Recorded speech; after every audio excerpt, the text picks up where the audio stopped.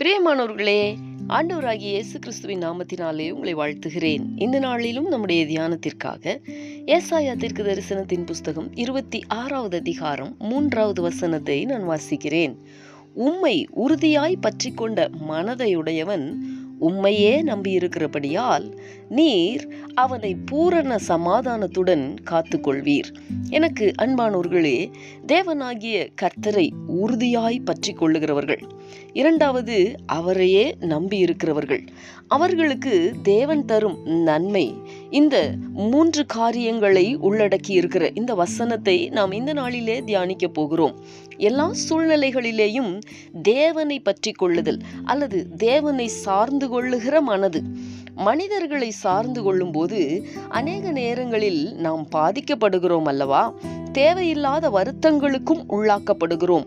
அதே நேரம் தேவனை சார்ந்து கொண்டால், தேவனை பற்றி கொண்டால் நாம் இவ்விதமான பாதிப்புகளுக்கு உள்ளாக மாட்டோம். இரண்டாவது, அவரையே நம்பி இருக்கிற ஒரு வாழ்க்கை.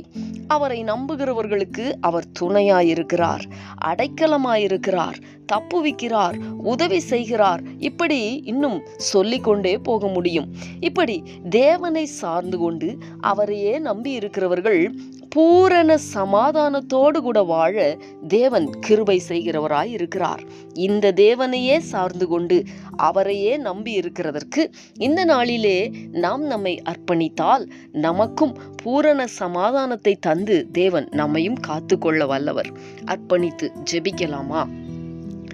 எங்களை நேசிக்கிற எங்கள் அன்பின் பரலோக தகப்பனே, ஆசீர்வாதமான இந்த நாளுக்காக உமக்கு நாங்கள் நன்றி செலுத்துகிறோம்.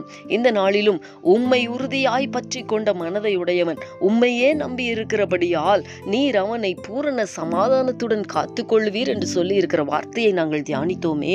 தகப்பனே, மனிதர்களை அல்ல, எல்லா சூழ்நிலையிலேயும் நாங்கள் உம்மை உறுதியாய் பற்றி கொள்ளவும் உம்மையே நம்பி இருக்கவும் இந்த நாளிலே எங்களை நாங்கள் அர்ப்பணிக்கிறோம். ஆண்டவரே, நீர் எங்களுக்கு பூரண சமாதானத்தை தந்து காத்துக்கொள்ளுவேன் என்று நீர் வாக்கு பண்ணி இருக்கிறீர். அப்படியே நீர் செய்யும்படிக்கு எங்களை உம்முடைய கரங்களிலே ஒப்புக் கொடுக்கிறோம்.